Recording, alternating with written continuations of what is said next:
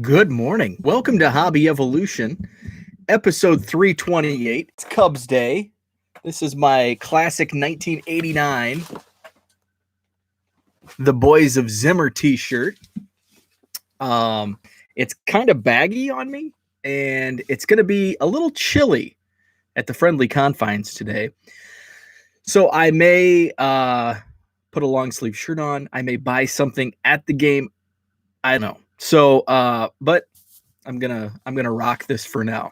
My first trip back to Wrigley Field in 2 years. Obviously, didn't make it in 2020. Nobody did. What's up, Zach? Good morning.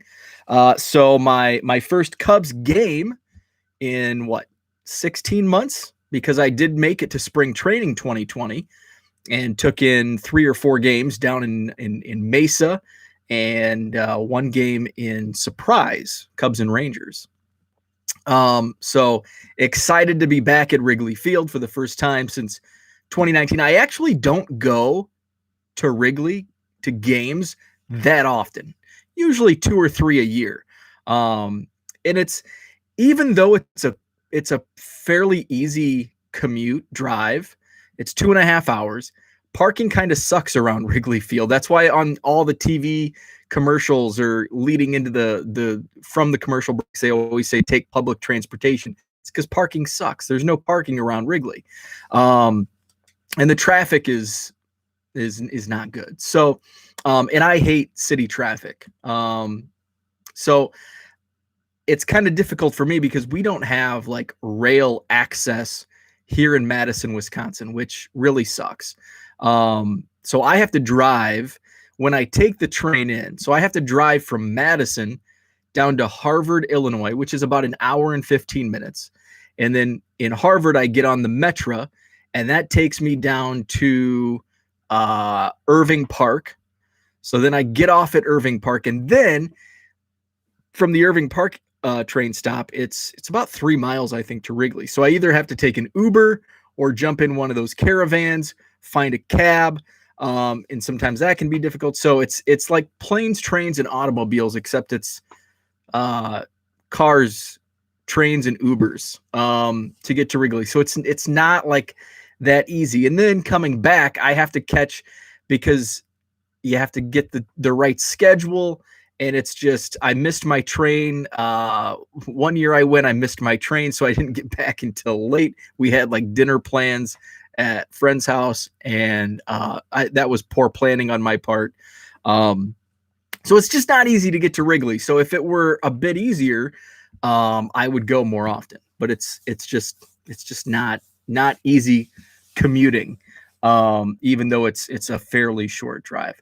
But today, my best friend since like preschool, we went to preschool together as like 3 and 4 year olds.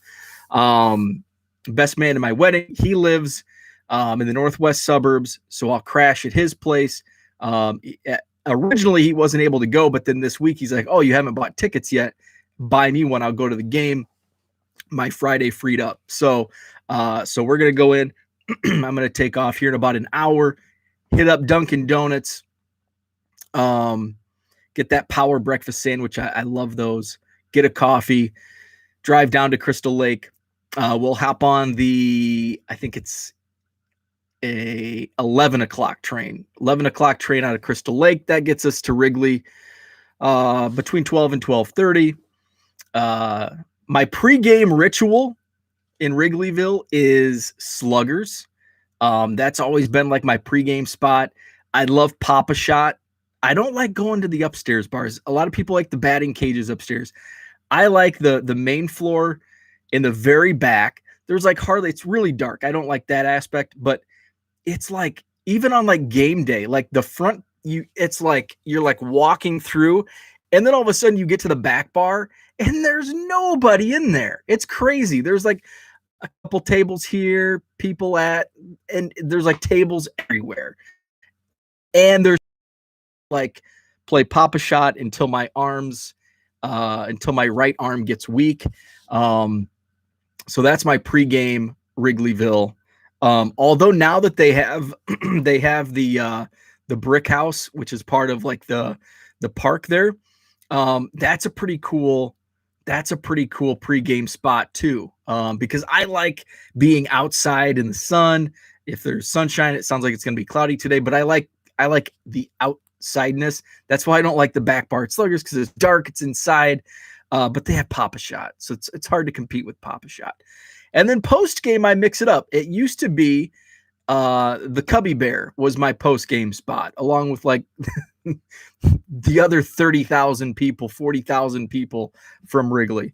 And then every once in a while, I'll do Murphy's. I'll hit Murphy's. But I think today we're gonna meet up at the Nisei Lounge.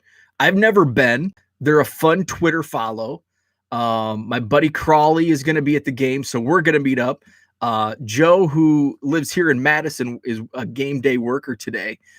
So he's going to meet up. They went to school. Joe and Crawley actually went to school together. So we've never like all three hung out except for on Twitter. So we're going to meet up after the game at Nisei. So it's going to be a fun day. Cubs, Cardinals, even though they both stink, it'll be fun. So that's the plans for today. I'll drive back up tomorrow morning, get ready for the show, doing the card show in Schaumburg. So I'll be driving back down to the suburbs tomorrow or Sunday morning, really early, like 5 a.m. on the road. So that's going to make me pretty tired come Sunday afternoon, Sunday evening. I'll be hitting the wall at like 1 when traffic slows down at the show. So that's Sunday's plan. So no live shows tomorrow or Sunday, because I'll still be out of town tomorrow morning, and then I'll be on the road Sunday morning. And I'm not going live at 4 a.m. Sunday. And then depending, I'll probably want to sleep in Monday. So right now, Monday's kind of a 50-50 going live. So at some point, you'll get a recap of the weekend with the Cubs, Wrigleyville, and then the card show in Schaumburg.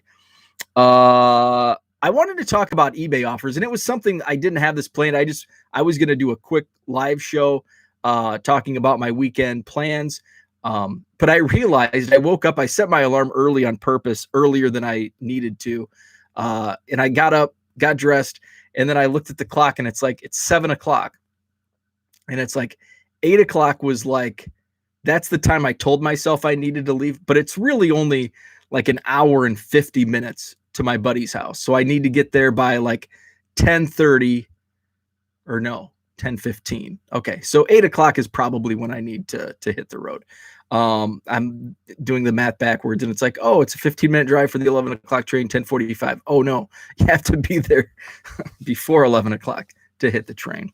I was sitting here, and I had a couple offers accepted on eBay. So I wanted to touch on eBay offers. My buddy Ryan, Ripping One-Handed, he did a video a few days ago actually about eBay offers and what you feel. And it's a very eBay offers and offers on eBay tends to be a very it's like a love-hate. It's very, there's a word I'm looking for. Diego, what's up? There's a word I'm looking for, and it's on the tip of my tongue. I can't think of it, but some people love it, some people hate it. It can be very, this is going to drive me nuts. I'm thinking of that word. Anyway, I don't mind offers. Like sometimes I'll send an offer that's seems to be a low ball. Even in my eyes, it's like, I'm going to send this offer. It's kind of a low ball offer. Sometimes it gets accepted. Sometimes it gets rejected. Sometimes it gets rejected with a snarky note. And people take offers in that. When people send me a low ball offer, and I'm talking like when I send low ball offers, I'm not sending like a $5 offer on a $100 card. I'll send, if it's like a, say, there was that. Okay. So the Cap Anson that I'm actually looking for at the National, there was one on eBay, and I think it was listed for like $2,000 or $2,200 or best offer. And it's like, I'll pay $1,000 for it. but that's my max, and that's less than 50% of the list price. So to me, that it's like this is kind of a low ball offer. They actually countered at 1,200. Now looking back, somebody snagged that card, and now like the cheapest is it's like 2,700. I think is the cheapest one, which I'm looking for it at the National, but I'm not paying over $2,000 for a card. If I can find it at the right price in the condition I kind of want, I'll buy it. But he countered with 1,200, which I should have, like, if it would have happened today as opposed to like 6 months ago or whenever it was, I would have snagged it up. But at that time, 1,000 was my bottom. So he countered with a reasonable, even though I thought it was a low ball offer, he countered with a great counter. And I should have taken that deal. What's up, T-Bone? So you never know when sending offers. And sometimes I get, especially with new products, Bowman Chrome Autos, Sapphire, I'll get some super low ball offers. And it's like, if it's extremely low ball, I just outright decline. And I know that's, everybody says, oh, you've always got a counter. But it's like, if you're going to offer me 10% of list price, we're way far apart. So in my day job, I have to do a lot of negotiating prices on whether it's freight for my customers or it's the operations guys working with the actual trucking companies. And that's always like, well, you always got to counter. You always got to counter. And it's like, no, if I throw a number, and what I'm trying to get at with eBay offers is sometimes it's just not going to happen. Not every deal, not every seller needs to sell that card. Not every buyer really wants that card. Some people say, well, you're trying to sell cards. It's not a museum. Well, the fact of the matter is it's for sale, but it's not for sale for a ridiculous price. And sometimes you're pricing cards for potential future value and not recent comps. Like it's so fluid both ways. So in my day job, sometimes say I have, a shipment that pays $1,000 and, I offer it up and it's, it's kind of a low, like it's cheap freight. It's $1,000. The trucking company says, I'll do it for 3,000. And it's like, you don't even counter because they're 3 times what you're willing to pay. And yeah, you have some flexibility on that 1,000, but it's usually a couple $100. And if he comes back, and usually when they do that, it's like they're just doing double the price because they're not interested, because they know your price isn't going to come up to where they want to be. So I'll get offers from the operations team and say it's like $1,600. And they're like, I've got an option, but it's $3,200. Well, it's like, well, the company only gave you that option because it's just double what you offered them. So they're not interested. And that's what it is a lot in eBay, where I'm gonna throw out a low ball offer. That's what I'm willing to pay. And if it's not even close to what the seller is looking to get, just decline it. Like there's no reason to go back and forth. And that's what I don't even negotiate on eBay offers. I usually send, when I send an offer to watchers, sometimes I'll lock it down. It's like, it's already at a good comp. And so this is like my rock bottom. You're already getting a good deal at list price. Here's another $1 off, a $5 card. So it's listed at $5. I'm going to send you an offer for $4. I'm going to turn off the ability to counter offer because I don't want to get into that negotiation. Sometimes I do open it up. In fact, this morning, I had 2 accepted offers from watchers that I extended offers to. Both of them, I believe, were $3 list price. And I offered 2, but I kept it open to counter offers because both cards have been in my eBay store for a significant amount of time. One's a 1994 classic, Alex Rodriguez, Appleton Fox's promo card. One is a 2020 Prism draft pick baseball, Landon Knack of the Dodgers. So they're listed for $3. store for months. So it's like right now I'll liquidate. This is my month to sell to get more cash for the National. So I opened it up to offers and both accepted. So I dropped it to $2 and I'm like, if they come back with $1.50 to try to save another 50 cents, I'll take $1.50. But they both accepted for $2. Now, sometimes, say it's a $10 card, I'll offer $8 and they'll counter at $5. What's up, Herman? Happy Friday. So $10 list price, they come in. I offer $8. They come back with a counter offer of $5. I don't want to get into this negotiation back and forth. Like $8 is already, a good offer. I'm going to say $7, give you a deal. So I'll write in the notes, I'll counter back. $7 is the best I'll do. And sometimes they'll take it. Sometimes they'll counter. And then I just outright decline because I've said, this is where I'm going to go. We're not going to nickel and dime over a quarter or 50 cents. $7, take it or leave it. That's my offer.